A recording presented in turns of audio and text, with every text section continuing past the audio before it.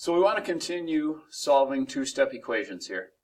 And what looks different in these two-step equations is you can see the variable and the coefficient attached to it, in this case 15x, isn't at the front of the equation. And for some people that's very confusing. So one option, the first option we'll go through, is that you can rearrange. We remember that the commutative property of addition says as long as there's addition, we are welcome to switch the terms around. So I could rewrite this as 15x plus 3 equals 48. And then some of you like to put the 15x in a box. That's just your way of saying, okay, I have to leave that alone to the last step. We know here we're going to undo addition and subtraction, so we'll subtract 3 on each side. And we get 45 equals 15x. And then we know our last step is to undo multiplication and division. So if we divide by 15, we get that x equals 3. Now at the bottom here it says let's prove our answer with substitution.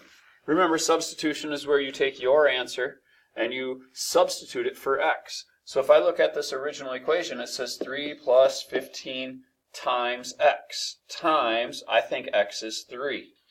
If I did everything right, the left side should equal the right side, and the right side says 48. Well, if I think of order of operations, it says multiply first, I get 45.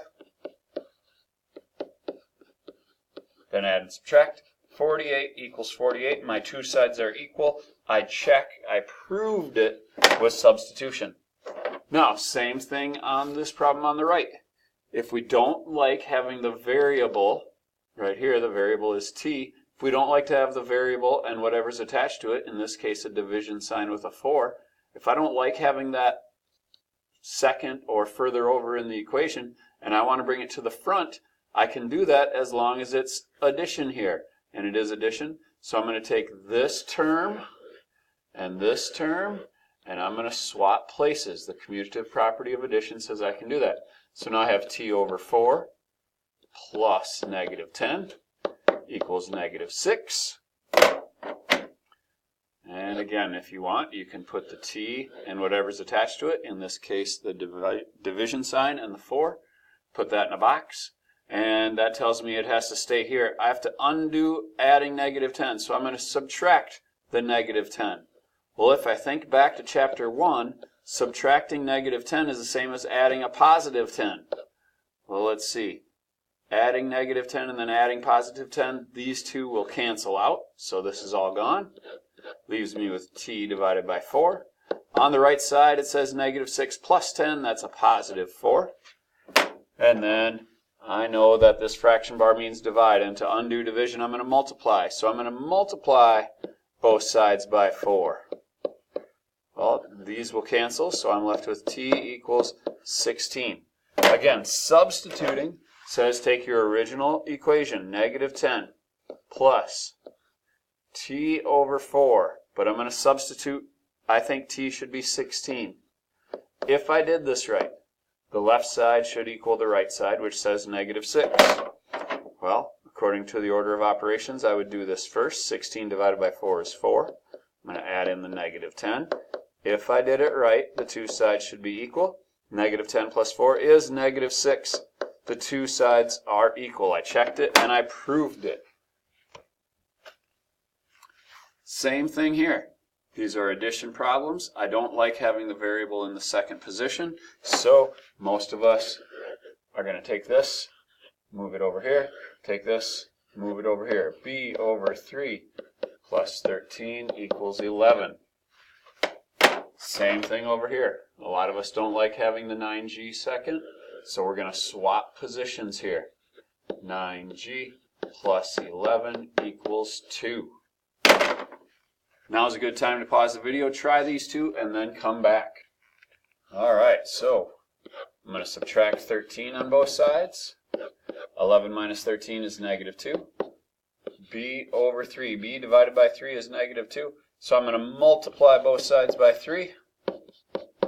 And I get that b is negative 6. I'm going to substitute real quick. That means start with my original equation, 13 plus b over 3. I think b is negative 6 over 3. If I did this right, I should get an 11. Well, I'm going to start here. Negative 6 divided by 3 is negative 2. Add in 13. Hopefully that equals 11.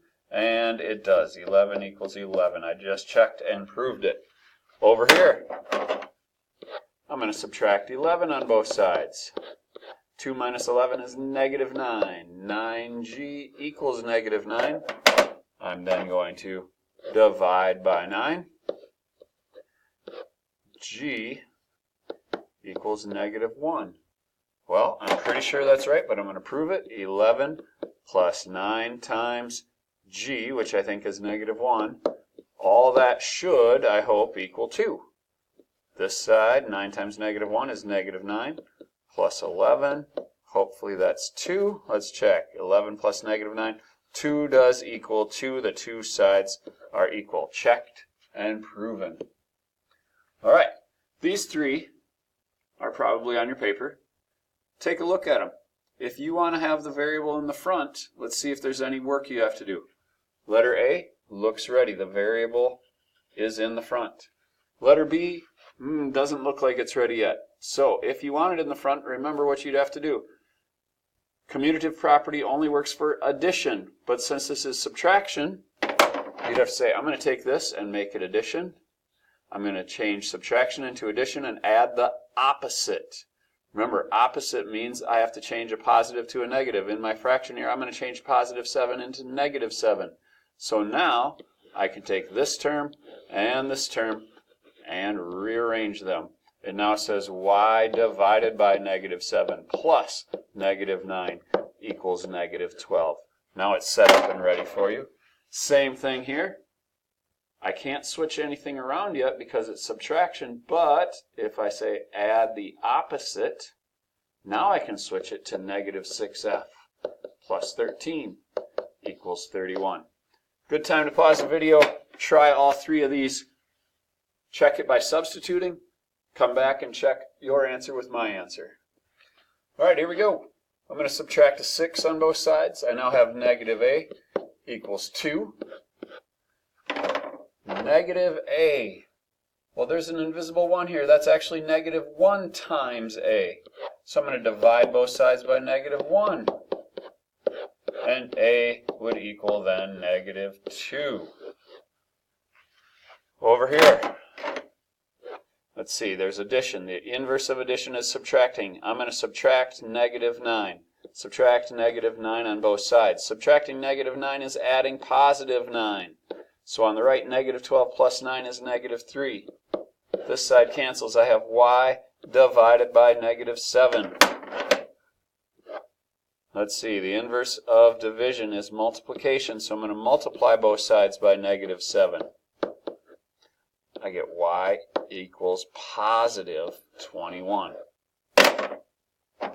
And this last one here, the inverse of addition is subtraction. I'm going to subtract 13 on both sides. 31 minus 13, do a little borrowing.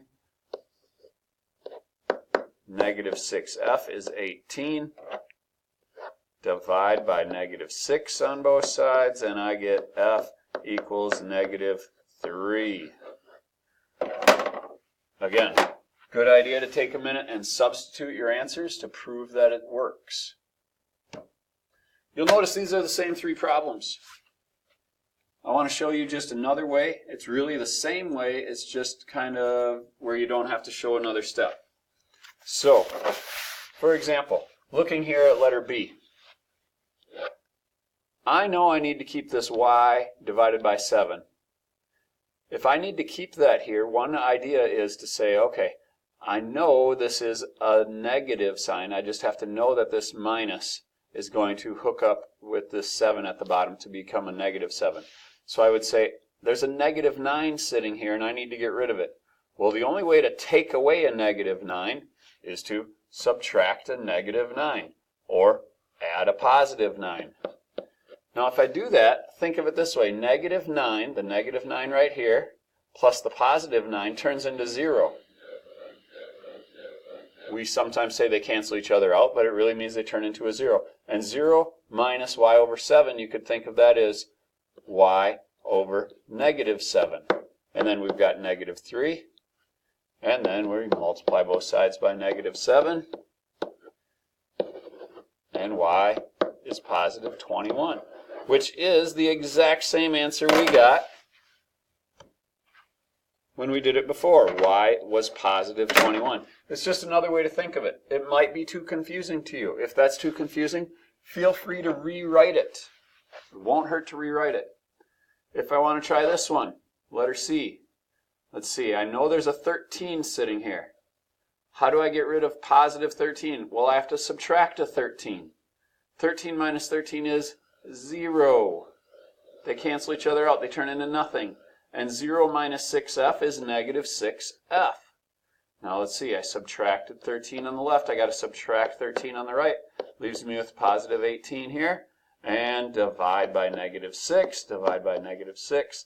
F equals negative 3. And again, that's the same answer we got here. We got negative 3 for f. So it's just another way to think it over. You need to figure out what makes the most sense to you. For a lot of people, it's putting the variable in the front. All right, couple word problems. First one. Uma wants to buy a video game system. She already has $50. She's earning $30 a week. They gave us an equation to work with. There's our equation, 30W. 30 times however many weeks she has to work, plus the $50 she already has will get her up to $200.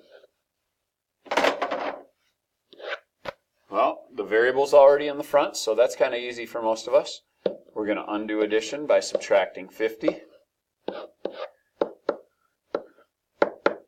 30W equals 150. And then we will divide by 30. W equals 5. Let's see, the question was, how many weeks will it take her to get enough money? It's going to take her 5 weeks. Another word problem. This time they didn't give us an equation, so you can think it through. Some people are able to think over this one. Some people like to write an equation. If you're going to write an equation, you got to think of it this way. $20 right away. She has to pay $20 to rent this party room. Then she has to spend more money. So I'm going to add on to my bill. I already spent $20. I'm going to add on to my bill. I'm going to add $10 for every hour. I'm going to use H to stand for hour. So $20 is what I have to pay for the initial fee. Plus I got to spend $10 more times however many hours we need this room. I know the total bill has to come out to be $60. So this looks like one that we've done before. The variable is in the second position. If you don't like it there, you can rearrange. Commutative property of addition says it's okay to take this term and this term, as long as there's addition between them, and switch them around. If you want to do that, you now have 10h plus 20 equals 60. And then subtract 20. 10h equals 40. Divide by 10. H equals 4. The question was, how many hours did she rent the party room? 4 hours. Now, if you didn't want to rearrange them, and you kept it 20 plus 10h equals 60, we should get the exact same answer. Let's see.